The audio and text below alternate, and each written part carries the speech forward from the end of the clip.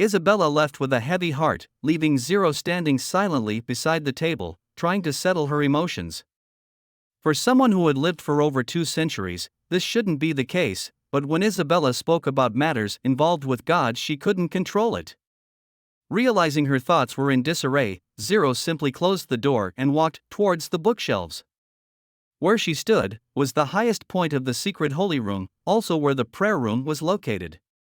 Pushing open the secret door formed by the bookshelves, she climbed a narrow set of stone stairs and entered a room without windows. Zero closed her eyes, feeling as if someone was summoning her. Gradually, changes appeared in the room, as if something had leaped into her mind.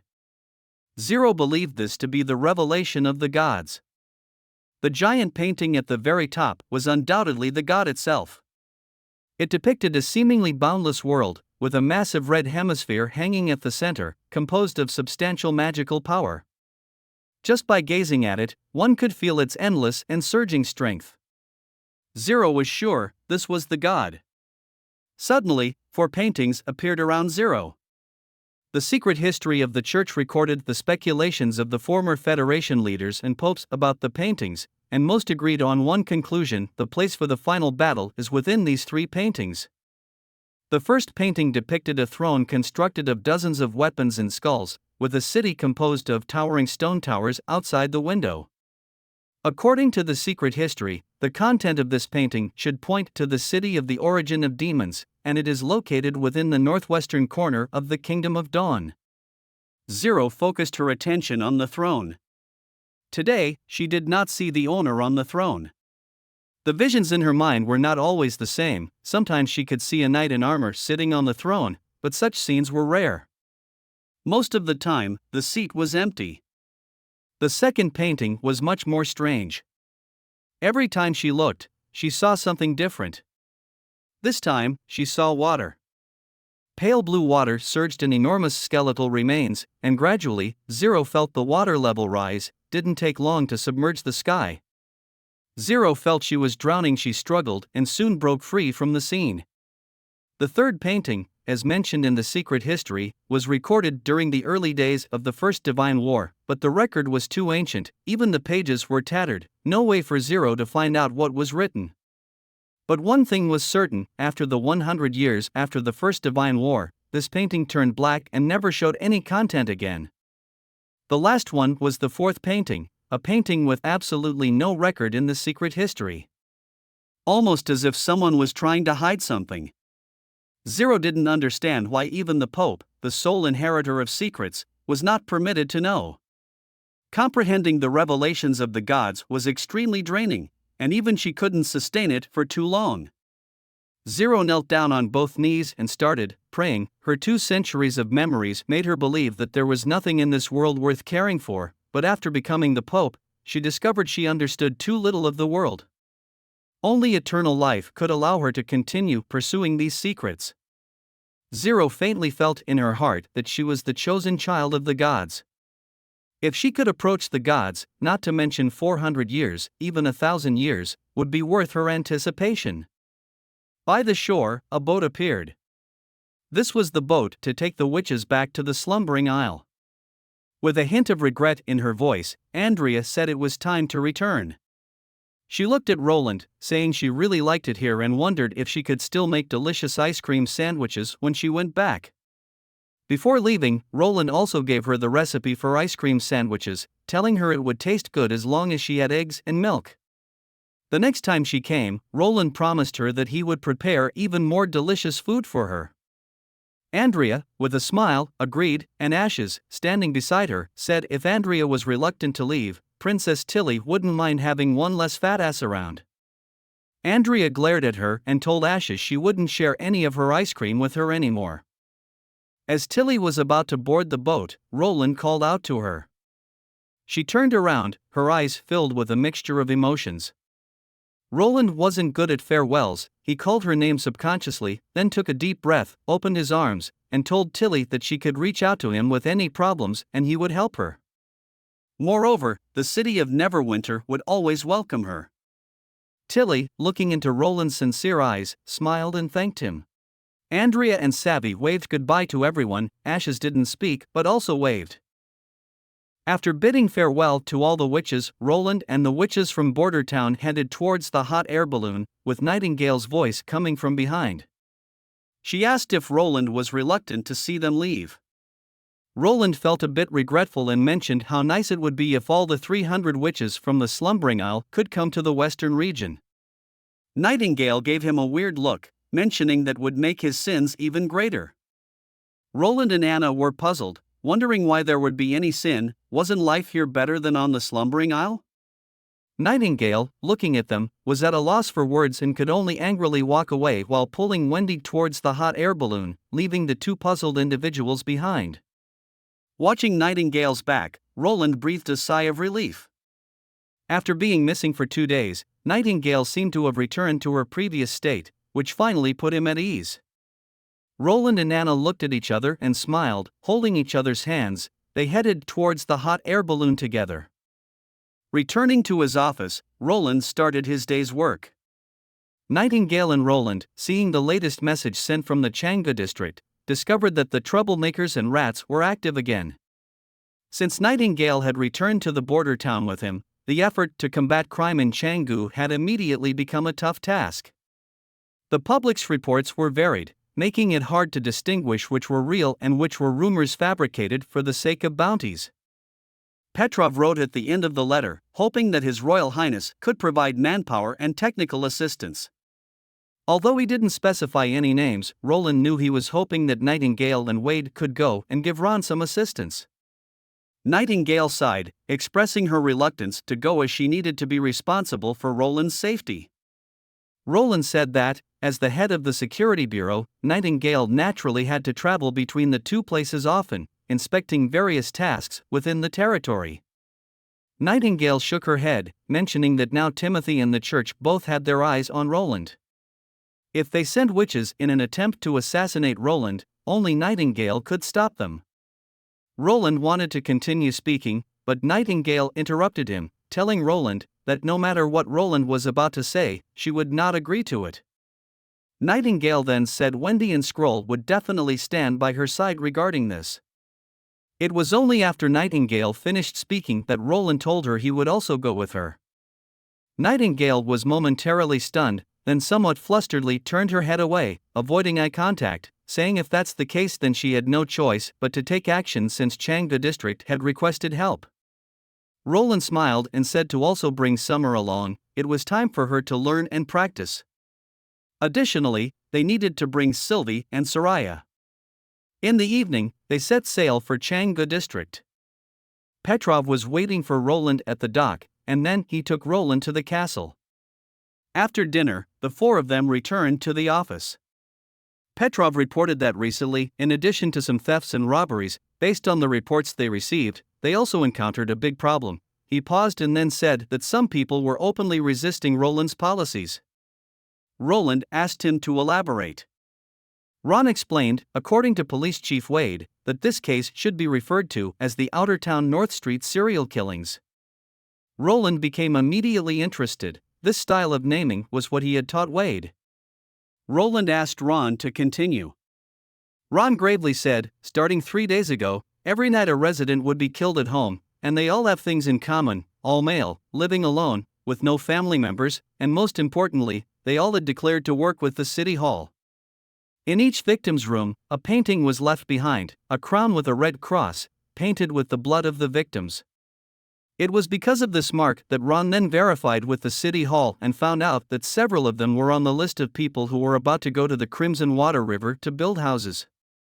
This matter has already been publicized in North Street, saying that as long as one declares work with the city hall, they will be targeted by the killer.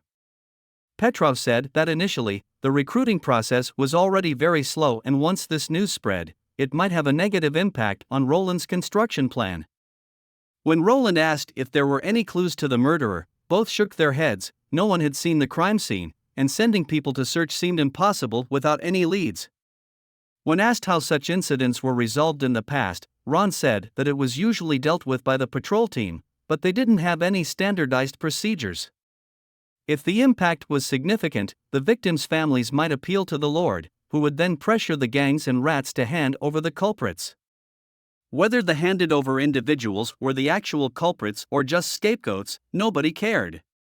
If the killed were outsiders or someone who lived alone, the authorities would often turn a blind eye. This was outright lawlessness, Roland thought. This way, the judiciary was virtually handed over to the rats. However, no matter what, Roland would never allow scapegoating in his territory. Roland sat down and told the two that, starting tomorrow, the Security Bureau would take over this case. They only needed to cooperate. Nightingale asked Roland what he planned to do, but Roland had no intention of dealing with this matter himself. He intended to delegate this issue to Nightingale. His priority for the next day was to arrange for the nobles to establish a new secondary municipal hall. He hopes to set up this organizational structure soon, and the task of combating crime is handed over to Nightingale. Nightingale, baffled, sat cross-legged on the table, looking at Roland. Roland explained that she, as the head of the Security Bureau, should decide how to solve the case. All the police forces in the city of Neverwinter, including Wade and Ron, are under her command. Nightingale didn't understand, as Roland often spoke of separating departmental powers and maintaining equality in administrative status. She wondered if this put the Security Bureau above the municipal hall. Roland appreciated the question Nightingale asked. He put his hand on her hands and gently told her that the safety of the territory is paramount, which is also why Nightingale reports directly to him. While Roland hoped that the various departments would indeed separate and not interfere with each other, they also needed a network to bind them together to prevent abuse of power and corruption from within and to avert the collapse of the new system internally. Roland looked seriously into Nightingale's eyes, gently telling her that she is the shield to prevent all these from happening, whether it's his own safety or the safety of the territory, all are entrusted to her. Back in the room, Nightingale grabbed Summer's shoulders and declared loudly that they would capture all the criminals, ensuring they would never dare to show their faces in the city of Neverwinter again. Summer softly agreed, but mentioned it was nearly time for bed. Nightingale, her eyes sparkling, said it was still early and they should properly consider their strategy for the next day. She also told Summer not to call her my lady, as they were all sisters in the witch union. Summer nodded and softly called Sister Nightingale. Summer observed that Nightingale seemed very excited, repeatedly expressing her desire to catch the criminals. The two discussed for a long time that Summer's ability could only tide them over for 2 days due to her insufficient magical power and her inability to control the duration of her abilities. If that's the case, some luck will be needed, Nightingale thought. Soon, they lay down to sleep. Summer climbed into the large bed and immediately felt surrounded by soft bedding. This was her first time experiencing such comfortable pillows and mattresses, and in no time, a deep sleepiness enveloped her. In her drowsiness, she heard Nightingale whispering beside her, "I am his shield." Early the next morning, Summer, with reluctance, crawled out of bed, put on her coat, and followed Nightingale down to the first floor of the castle. Ron and 2 other police officers immediately approached and saluted the 2 girls. Ron was delighted to have witches to help him solve the case. Summer stared unblinkingly at them. This was her first time seeing a count, and she was somewhat afraid. However, looking at Nightingale next to her, this was the first time she had seen such a majestic and superior aura from her. Carefully, Summer voiced the concern to Nightingale. Nightingale smiled and said, "The prince has said, in his territory, nobility is just a title. Moreover, the Security Bureau has a higher status than the City Hall, and Nightingale is Ron's superior." Hearing this, Summer looked at Nightingale, her eyes sparkling. This was truly her idol. The group left the castle and headed to the crime scene. Just last night, another victim had died at home, making this the 4th incident. They walked into a muddy alley, and after a short while, the leading police officer stopped in front of a dilapidated wooden house. Summer followed Nightingale into the house, her heart skipping a beat. Inside, she saw a man lying on his back on the floor. There was a deep cut in his throat, and on the wall facing the door, there was a dark red mark of a crossed crown. The intense smell of blood assailed her senses. She hastily covered her mouth, almost vomiting. Ron, with concern, approached Summer suggesting she step outside for some fresh air, but Summer saw Nightingale had already crouched beside the body, calmly examining the wounds. She didn't want to embarrass Nightingale, she had to endure. Nightingale asked Ron when the body was discovered. Ron, consulting his notebook, replied that it was found at dawn today when local residents went out to fetch water. The door was left open, the murderer intended for everyone to see. The victim's name was Shovel, a free citizen who used to be a rat, but he didn't have any valuables. Also, no one nearby heard any noises. Nightingale pondered that to kill such an adult man some noise would have to be made. Even if his throat was slit, he wouldn't die instantly. Struggling or pounding on the floor should have created quite a commotion. Nightingale instructed Ron to bring over everyone from the surroundings, she wanted to question them personally. She also asked Summer to call Soraya over. When they returned to the alley, besides Soraya, 2 more individuals were with Summer. Lightning and Maisie flew into the house, loudly protesting about being left out of such matters, mentioning that they had specifically worn the detective attire recently designed by Roland to help with solving the crimes. Nightingale glared at the 2 angrily. While she was away, how could Lightning and Maisie leave the prince's side? Lightning weakly responded that Sylvie was there, and no one could easily approach him, and what danger could he meet in the castle hall during a noble meeting?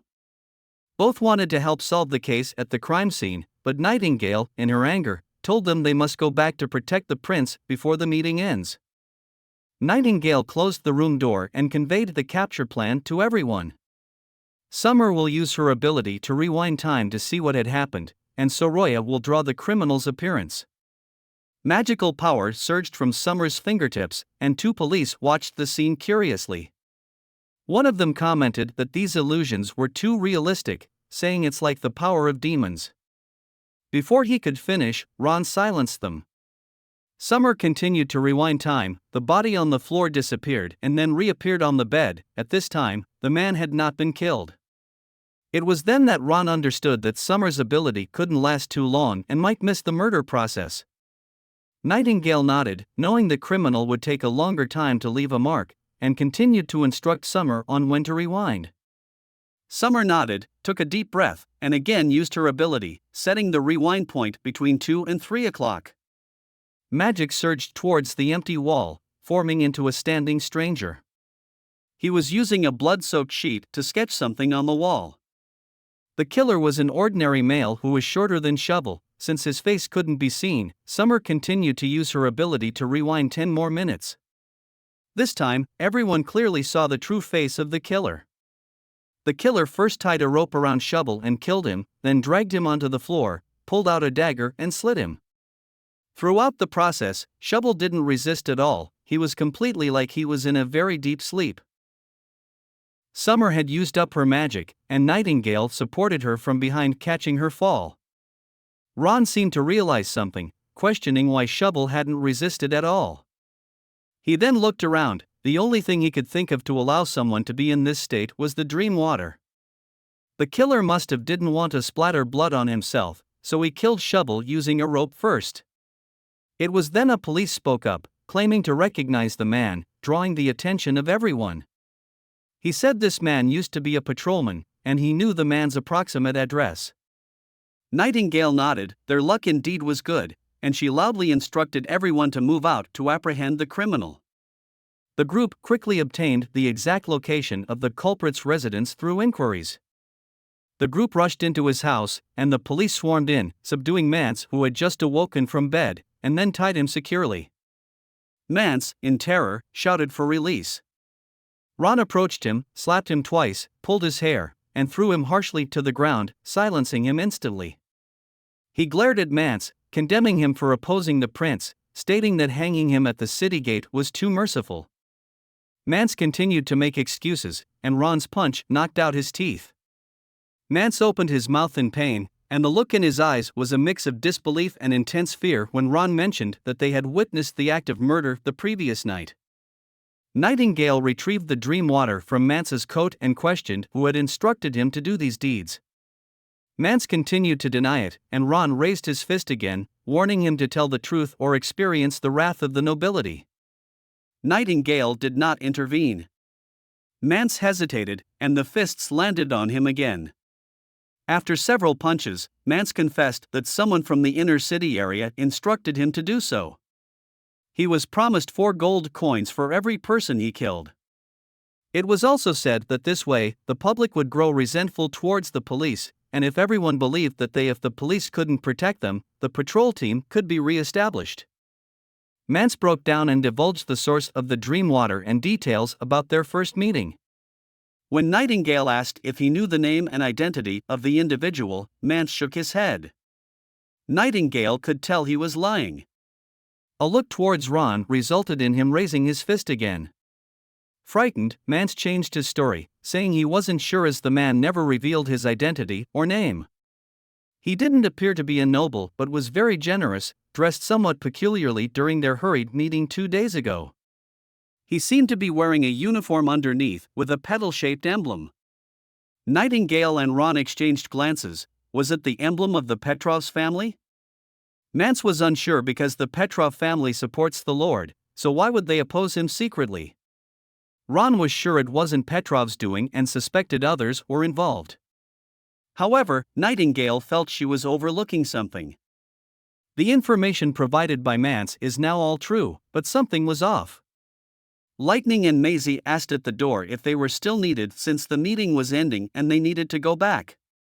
Considering the inevitable roughness during the arrest, Nightingale had the 2 girls wait outside. Hearing the word meeting from the 2 girls, it suddenly clicked in Nightingale's mind. Wait.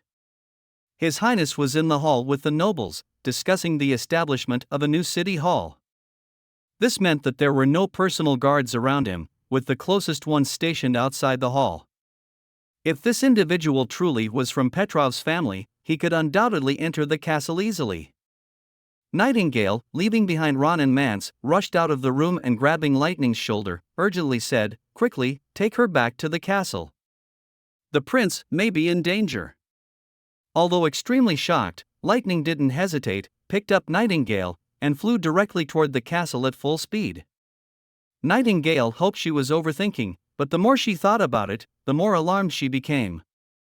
The murders started 3 days ago, the day the Petrovs' request for aid reached the border town. If the real goal was to divert attention to these cases and lure her away from Roland, that would be terrible. In the meeting hall, a man pulled out a dagger and was thrust towards Roland. Sylvie shouted a warning, but the dagger ruthlessly stabbed into Roland's abdomen.